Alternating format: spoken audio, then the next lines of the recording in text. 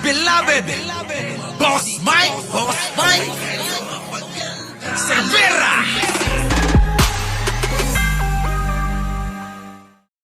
Alam nyo ba, damang-dama na ho ang alin? Damang-dama na ho, Maestro Paul TV. Oh, nandiyan na.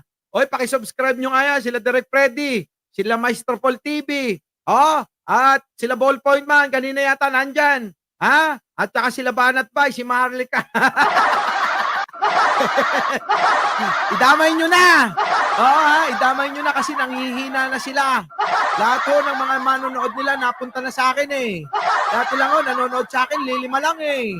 Ngayon libo-libo na. Umabot na nga ng 6,000 eh. Opo, kaya sa akin na nagpunta yung manonood nila. Baka naman gusto nyo i-subscribe sila. Ayan ha, ganyan ho ako kabuti. Kahit ho kalaban, pinopromote ko eh. Ha?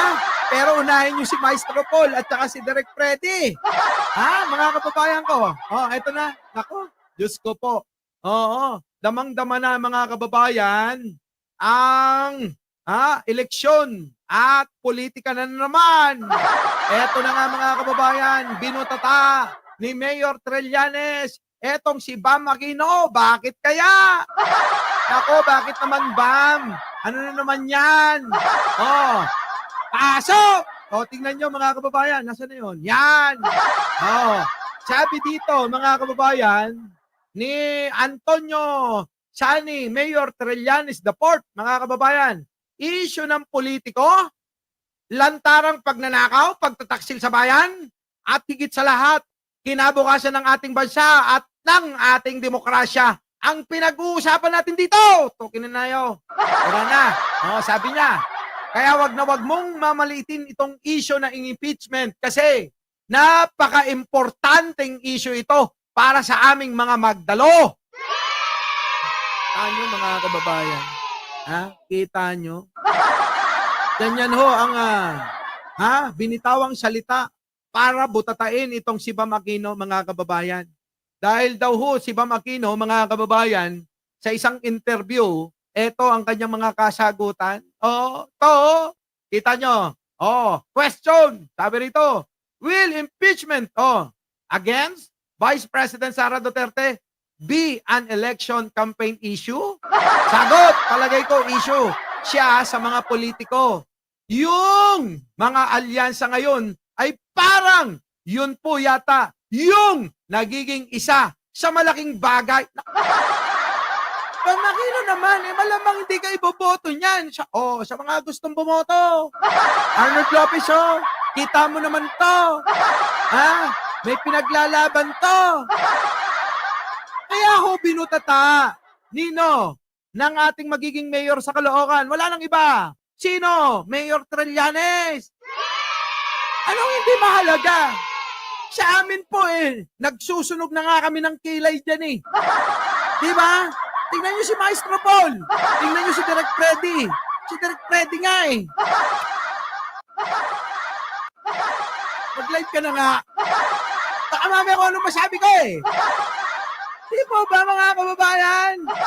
Sabi rito Sabi rito pa-subscribe Direk Freddy Valera. Super enjoy din po. Oo nga. May taga-suporta ka rito. Nandito si Selpa. Kanina pa yung nagpapaulan eh.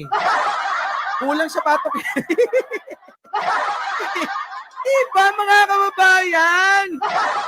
Kus naman. Bam Aquino naman. Impeachment. Ano ba? Baka imbis na makakuha ka ng boto, ayaw na. Baka imbis na iboto ka na Arnold Lopez, hindi na. Kasi ganyang pananaw, ayaw nila. Di ba? Bam Aquino, yung ganyang pananaw, ayaw nila. Biruin mo kami nagpupuyat. Nagsusunog ng kilay. Yung mga laway namin, ang dami na. Kulang na lang pag sinukat mo, isang timba na. Kakangawa. Diba? Evangeline Camilosa, Jingkoy. Tapos ikaw, baliwala lang sa'yo. Ay, to, kininamot. Diba? Tabbol ka. Ha? Isang malaking tabbol ito. Diba? Ano ba naman, Bam? Ito, supportan mo na lang. Kung paraan mo yan, para manalo ka, nagkakamali ka. Sapagkat ang gusto ng mga tao ngayon, managot si Sara. Tapos ikaw kokontra. So paano na? Di ba? Paano na hindi kami paano na yung iyong kandidatura? Yung kandidatura mo ang isipin mo. Kung iniisip mo, iboboto ka ng mga DDS, naku, malaking kahibangan yan. Malabo pa sa tinta ng pusit ni Sara. Sila nga, hindi na maipanalo yung kandidato, ipapanalo ka pa? Di ba mga kababayan? Oh, sila nga, hindi na nila maipanalo yung kandidato nila. Ikaw kaya maipapanalo pa? Okay na naman. Asla ka malaguyong. Tabal ka agad. Di ba mga kababayan? So ayan, mga kababayan Kaya sa inyo mga kababayan, ito, balikan lang natin. Ito pa yung kanyang sinabi. Nakikita nyo po ba? Dali. Naku, dali, tanggalin natin to pero honestly, galing ako sa Zamboanga, Nueva Ecija, Tarlac. Hindi siya issue nung mga kababayan. Naku, hindi daw issue yung impeachment. Sabi ni Bam Aquino, mga kababayan. Sabi niyo, pero honestly, galing ako sa Zamboanga, Nueva Ecija, Tarlac, hindi siya issue ng mga kababayan na yun lang ang alam mo. Hindi mo ba nakita to? Tingnan mo kung samot-samot probinsya to. Ayan Marcha ang daan-daang estudyante at propesor sa Maynila kanina mula sa mga universidad na nasa Taft Avenue tulad ng De La Salle University, Adamson University, University of the Philippines Manila, St. Paul University at iba pa. Sumali rin ang ilang varsity players, mga madre at iba pang taong simbahan. Ang kanilang panawagan, patalsikin si Vice President Sara Duterte. Kita nyo mga kababayan, di ba? Basta kwarta, masiba ako dyan, sabi. Tapos sasabihin mo, Bam Aquino? Sasabihin mo, hindi yan interesado mga taong bayan? Ano ka ba? Alam mo ba kung ano mga probinsya na itong mga estudyante na to?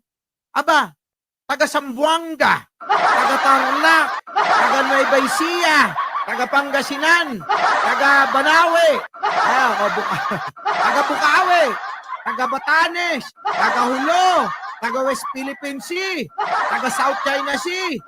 Saan ka pa? Ano ba? Bam Aquino naman. Seryoso ho. Seryoso. Ang usapin ho ng impeachment ni Sara, mga kababayan, lahat ho kayo na nandito. Yan ho ay isa sa mga inaabangan natin dito. Di ba? Ball Connect, late ka na naman. Yan ho ang inaabangan nating lahat, mga kababayan. Di ba? Papagod na nga ako, Arnold Lopez Sa totoo lang, pinipilit ko lang. Alam nyo ba, 3 oras pa lang ang tulog ko. Kaya nga nagsishades ako para hindi nyo makita yung mata ko. Yung mata ko na lumuluha tuwing gabi. Sa tuwing nakikita ko siya na nasasaktan, dumadaing. Pero eto ko, masaya pa rin. Bakit? Iba ho yung ako sa pagwala na ho sa harap ng kamera. Dapat ganun din ho kayo. Huwag niyong idadamay yung ibang gawain ninyo sa mga nararamdaman ninyo, sa mga problema ninyo, at sa mga pinagdadaanan ninyo. Huwag niyong idadaan sa social media. Wala silang kinalaman dyan. Ang kailangan lang ho, ipakita nyo, strong, ganon. Ganyan, ganon. Diba? Kita nyo naman energy ko. May pagbabago. Masigit pa nga ako. Diba? Masigit pa nga yung nakikita nyo sa akin na energy. Kapag ka may pinagdadaanan ako pero hindi mahalaga yun ngayon. Ang mahalaga, yung ating live. Kaya yung like ninyo mga kababayan, deserve ko yan. Kaya wag nyo nang patatagalin yan. Deserve ko yan! Bam Aquino! Kakin na naman. Di ka lang nagbabayang taga-Tarlac mo. Baka akala mo lahat ng taga-Tarlac puro kapangpangan lang At Tagalog, marami dyan Ilocano. Sa mga hindi ko nakakalam, yung lola ko, taga Mungkada, Tarlac. Sino taga Mungkada dyan? Ang salita doon, Ilocano. Taga Mungkada, taga Saragosa. Yan ho, yung lola ko. Yung nanay ng nanay ko. O, kita nyo? Okay na yun. Managtalong ni apong ko, ni apong ko, ay duwa. So, mga kababayan, bahala na kayo kay Bam. Ano? Ngayon, tanong ko. Uling tanong, mga kababayan. Kayo ho ba isang ayon sa sinabi ni Bam Aquino? O sa sinabi ni Mayor Trillanes? Tignan nyo yung sinabi ni Mayor Trillanes, mga kababayan. O, lakihan ko lang. Issue ng politiko! Kininan. Kuna na. Lantarang pagnanakaw. Kuna na pa'y. Pagtataksil sa bayan. May sapay, ngimbaga na. At higit sa lahat, kinabukasan ng ating bansa at ng ating demokrasya ang pinag-uusapan natin dito. Kuna naman nun. Kita nyo?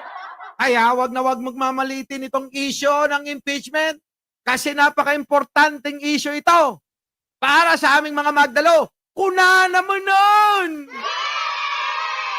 Yan ho ang sabi ni Mayor Trillanes.